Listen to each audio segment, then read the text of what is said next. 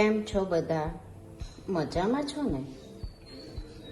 આજે આપણે મેદાના ઉપયોગ કર્યા વગર અને ડીપ ફ્રાય કર્યા વગર લીલા વટાણાની રવા સાથે કચોરી બનાવીશું.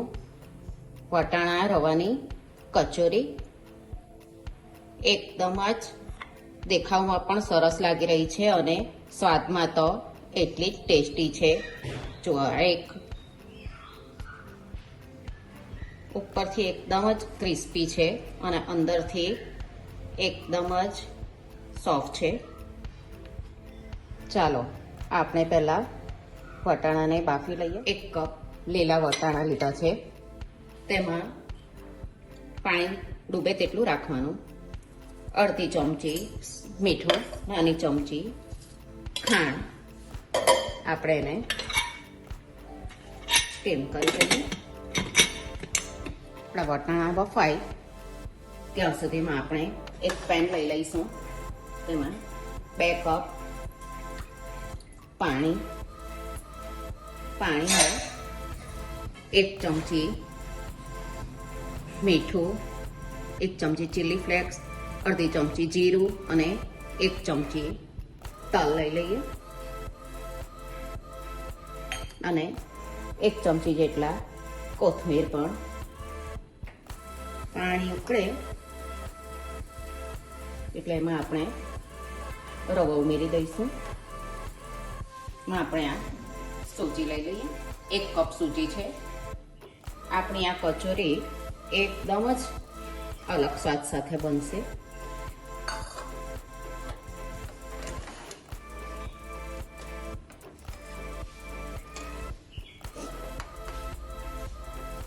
આપણે આ સૂજી લઈ લઈએ.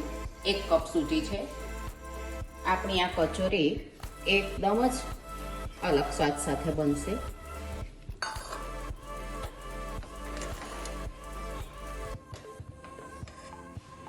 પાંચ જ મિનિટમાં એકદમ સરસ આપણો રવો ચડી ગયો છે. આપણે ગેસ બંધ કરી દઈએ. એને ઠંડો થવા દઈશું. વટાણા એકદમ સરસ ચડી ગયા છે અને ઓવરકુક બી નથી કરવાના. એમાં 2 ચમચી મેં પૌવાને 10 મિનિટ માટે પલાળેલા હતા.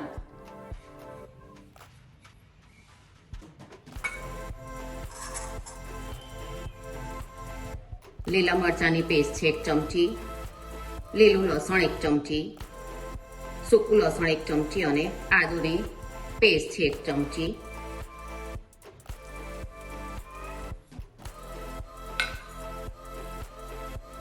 એક ચમચી મીઠું, હળદર છે 1 નાની ચમચી, ધાણા જીરું પાવડર 1 ચમચી, આમચૂર પાવડર 1 ચમચી અને દળેલી ખાંડ છે 1 ચમચી. ઓપ્શનલ છે પણ એનાથી ટેસ્ટ ખૂબ જ સરસ આવશે એનો. કોથમીર લીધી છે અને 7-8 લીમડાના પાન લીધા છે અને 1 બાઉલ ભરીને 1 કપ એટલે કે રતલામી સેવ છે. તમે પ્લેન સેવ, આલુ સેવ કંઈ પણ લઈ શકો. તમારી પાસે પાપડી, ગાંઠિયા હોય ને તો તે પણ લઈ શકો. બધુંને આપણે મેસરથી મેશ કરી લઈએ. બધું સરસ મેશ થઈ ગયું છે. આમાં તમે ઘરના જ બધા મસાલામાંથી કોઈ પણ ગરમ મસાલો કે કિચન કિંગ કંઈ લેવાની જરૂર નથી. નાના નાના બોલ્સ બનાવી લઈએ.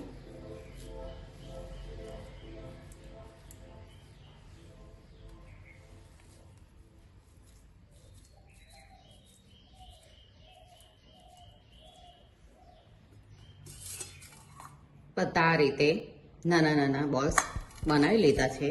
હવે આપણે આ રવાના મિશ્રણને પણ ઠંડો થઈ ગયું છે ને તેલ લગાવીને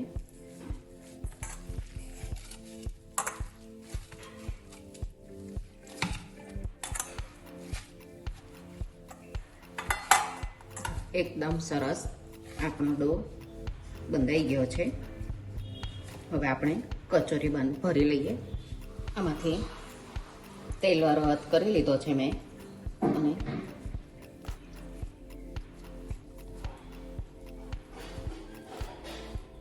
આ રીતના બોલ્સ બનાવીને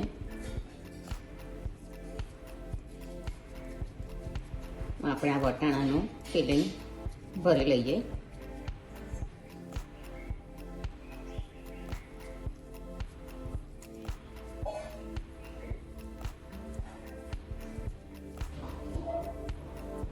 તમે તુવેરની કચોરી તો ઘણી ખાધી હશે તળેલી, પણ આ રીતે બનાવીને ખાશો ને તો તમે આ જ બનાવ્યા કરશો. જુઓ,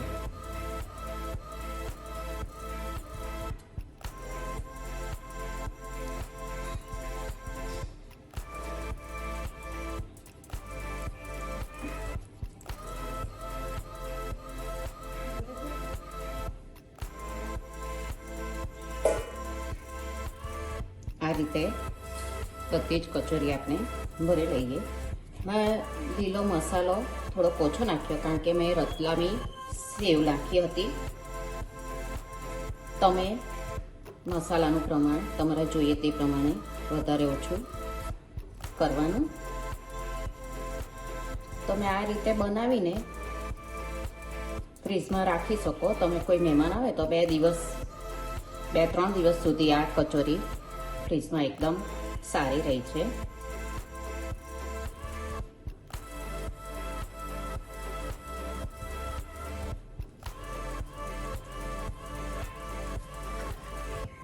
બધા જ આ રીતે ગોળ વાળી લીધા છે. ગેસ ચાલુ કરી દો. મેં એક અપ્પે પેન લીધું છે. તમે નોનસ્ટિકમાં પણ સેલો ફ્રાય કરી શકો. થોડું અંદર 1-2 ટીપા જેટલું તેલ લઈ લઈએ. તમને તળીને ગમતી હોય ને તો આ તળીને પણ તમે ખાઈ શકો. આપણે એકદમ ઓછા તેલમાં બનાવવાની છે.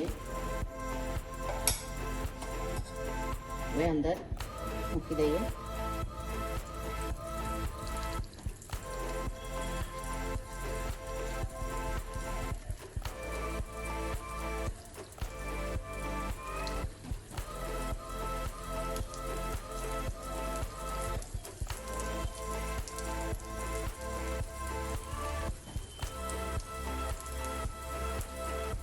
ને 2 મિનિટ માટે ઢાંકીને થવા દઈશું.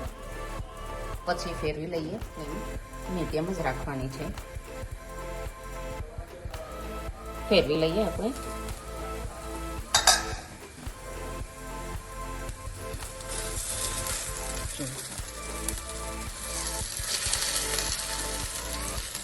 એકદમ ક્રિસ્પી એવી બનશે કચોરી.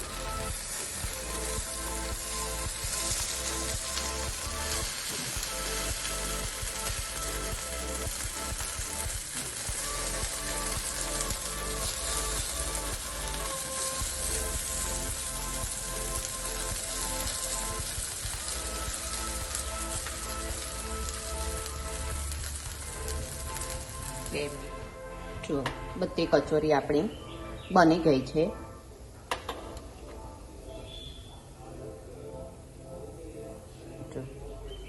ઉપરથી એકદમ ક્રિસ્પી એવી છે.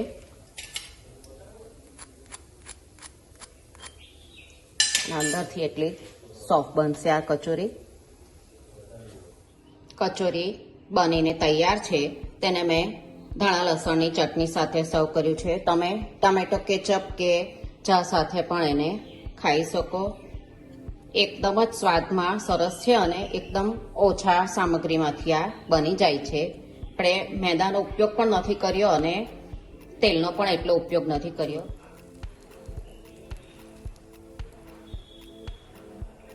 અંદરથી પણ એટલી જ સરસ છે.